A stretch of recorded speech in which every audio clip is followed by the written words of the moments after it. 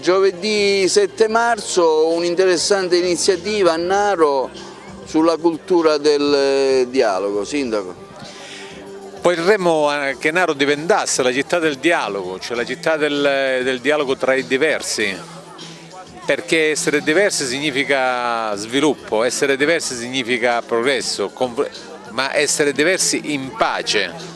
E siccome le tre grandi religioni monoteistiche che sono state presenti a Naro nel tempo, nei secoli, gli arabi sono stati presenti 2 anni e mezzo, noi siamo stati una grande giudecca ebraica, la cristianità c'è stata sempre, abbiamo colto l'occasione di queste reminiscenze culturali di Naro per proporre giovedì alle 10:30 un incontro dibattito, un incontro di costruzione di pace tra queste tre grandi religioni.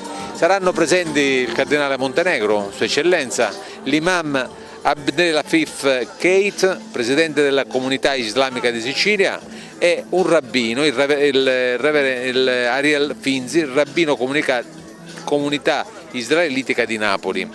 Assieme, ripeto, a dirigenti scolastici, a noi come amministrazione, proporremo e cercheremo di far capire che questo mondo non è il mondo di coloro che ci fanno paura, dell'Islam che fa paura in nome dell'Islam. Quelle sono persone che usano le religioni per fare paura e per disegni di potere. Ma queste tre grandi religioni nei secoli hanno sempre dimostrato, hanno dato un grande impulso alla cristianità, i cristiani, all'Islam, gli islamici, agli ebrei, i rabbini, ma tutti nell'ottica di costruire una grande civiltà con una grande pace.